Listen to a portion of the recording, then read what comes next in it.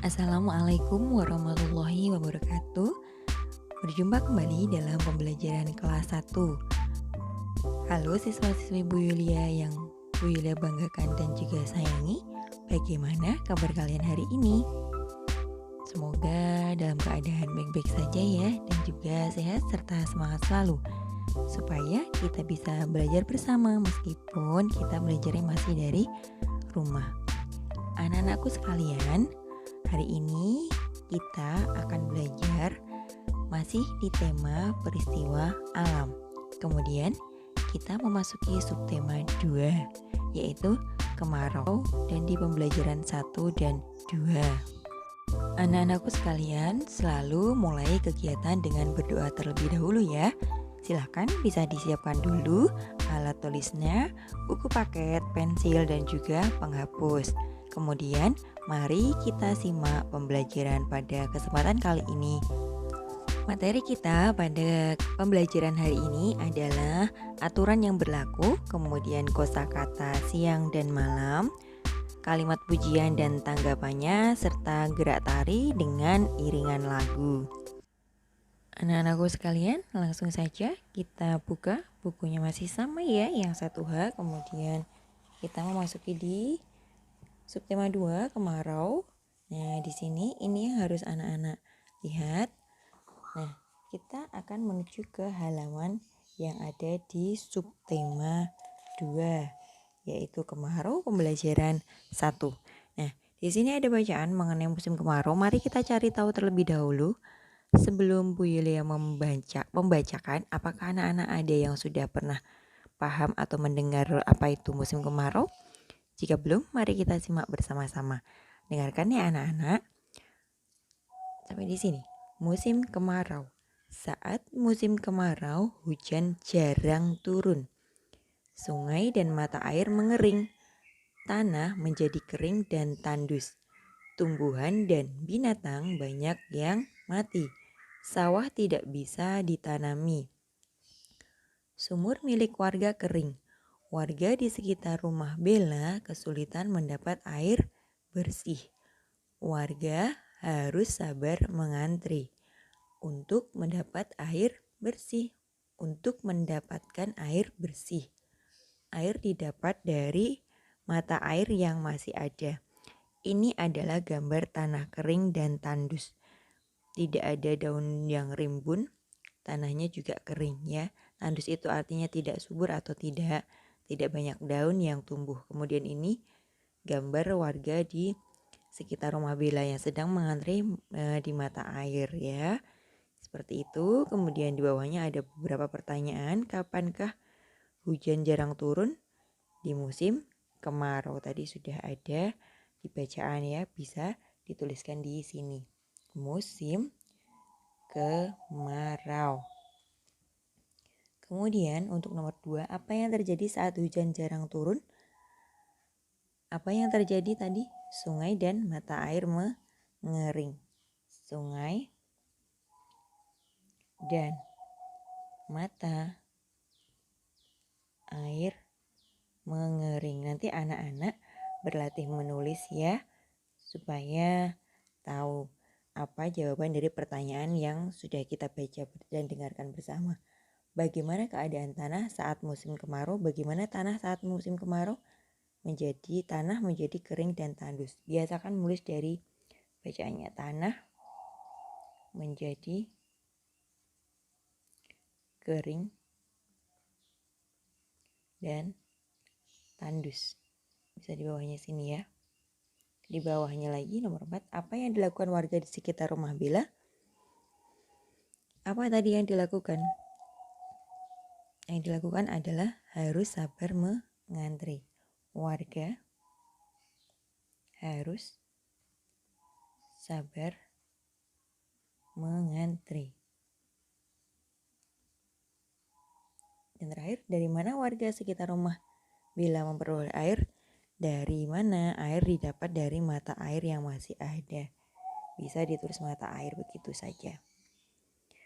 Sampai di sini anak-anak cukup paham ya? Oke, kita bisa balik lagi. Nah, rumah berdebu.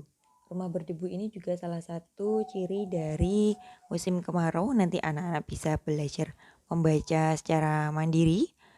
Kemudian hal-hal yang harus dilakukan ketika musim kemarau. Nah, ini ada mulai dari menutup jendela agar debu tidak masuk ke dalam rumah.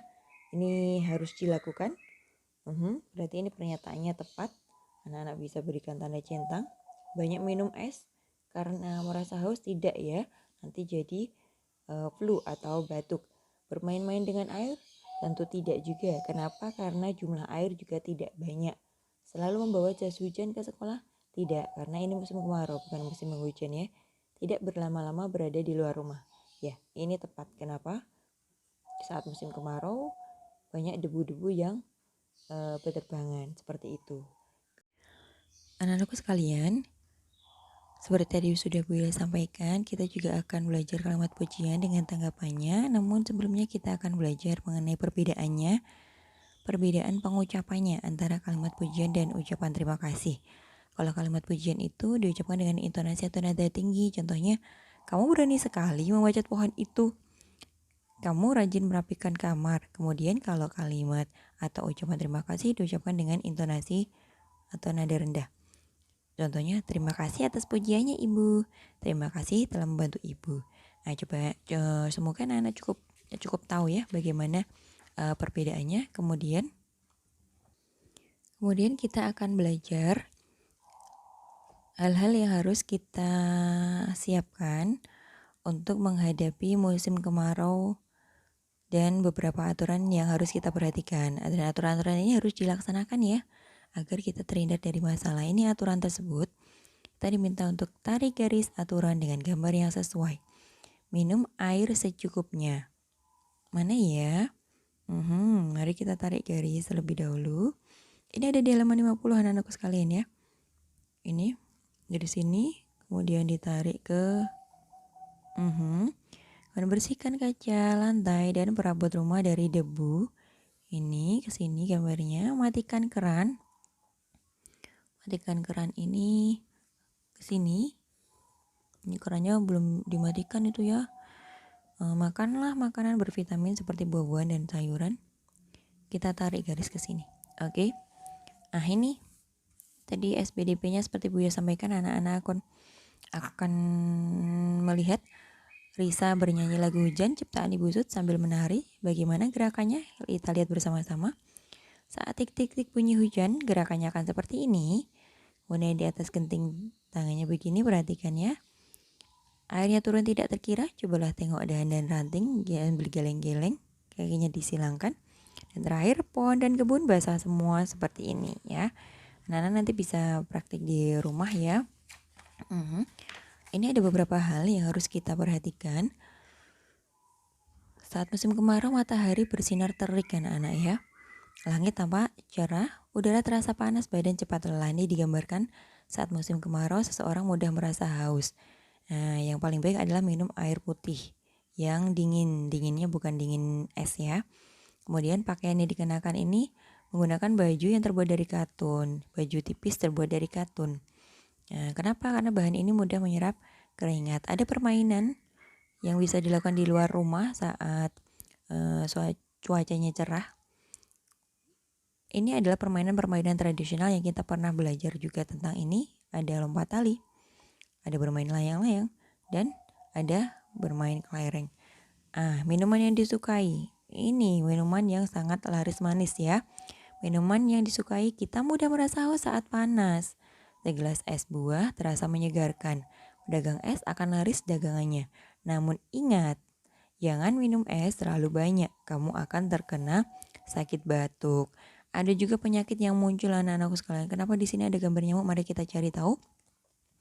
Saat musim kemarau banyak nyamuk berterbangan. Waspadalah terhadap penyakit yang ditularkan nyamuk.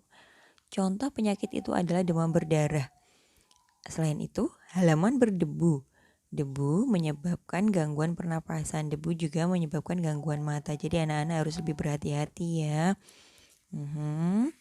Kemudian kita akan menuju di halaman 54. Ayo beraktivitas, beri tanda centang untuk benda yang sesuai untuk musim kemarau. Mana saja ya?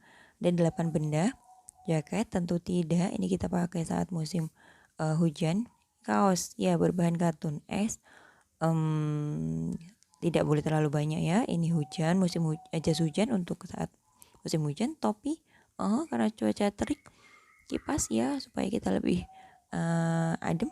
Kemudian ini semangka boleh, hangat. Beberapa orang ada yang tetap suka minum hangat ya walaupun musim kemarau. Oke, kemudian ini ada tanggapan kalimat pujian dan tanggapannya. Anak-anak sudah sering sekali belajar tentang kalimat dan juga tanggapannya. Kalau anak-anak sudah lebih paham ya. Misalnya, kamu memang cerdas dalam berhitung. Bisa diberi tanggapan, iya, alhamdulillah aku suka matematika, seperti itu. Nanti bisa dituliskan di sini ya. Atau mungkin yang nomor 3. Bisa dituliskan angkanya dulu, 2, 3, 4, 5. Ada 5 baris. Dia akan contohkan, pintar sekali kamu menulis cerita. Terima kasih atas pujiannya, misalnya seperti itu. Terima kasih atas pujiannya, seperti itu. Oke, sampai di sini anak-anakku sekalian jelas ya. Siapa yang ingat materi apa saja yang kita pelajari hari ini? Ada aturan yang berlaku. Di aturan yang berlaku ini kaitannya adalah aturan-aturan yang dilakukan saat musim kemarau. Kemudian kalimat pujian dan tanggapannya serta SPDP ya, gerakan tari diiringi lagu. Kemudian ada juga Bu Yula ingin mengulang sebentar, bukan mengulang tapi lebih ke memberikan informasi ya kepada anak-anakku sekalian di pembelajaran di subtema 1. Ini ada satuan tidak baku, satuan panjang ya. Ini ada di halaman 21. Anak-anak bisa lihat ini halaman 21. Ada jengkal. Jengkal itu salah satu dari satuan panjang tidak baku. Contoh yang lainnya adalah depa, kemudian langkah, batang lidi, dan batang korek api. Kita lihat, ini contoh langkah. Jadi menghitung menggunakan langkah kaki. Ada berapa langkah seperti itu. Kemudian untuk yang jengkal menggunakan 5 jari kita ya dibeginikan. Kemudian seperti ini. Begitu. Kemudian untuk depa kita merentangkan tangan seperti saat olahraga. Tuh, kemudian ini contoh seorang anak perempuan yang sedang mengukur panjang meja dengan jengkal. Dan untuk penugasan yang ini ada yang kesulitan anak-anak. Yang digunakan adalah botol kaca bekas sirup dan 1 buah sendok serta air. Kalau kesulitan menggunakan botol kaca, silakan bisa menggunakan gelas, asalkan tingginya sama ya gelasnya, seperti itu. Oke anak-anakku sekalian, Bu Yula rasa cukup sampai di sini. Demikian pembelajaran kita pada kesempatan kali ini. Anak-anak rajin mengerjakan tugasnya ya, mulai dicek lagi mana yang belum dikerjakan. Karena ini kita sudah mendekati menjelang penilaian akhir semester. Silahkan dilengkapi lagi tugas-tugasnya.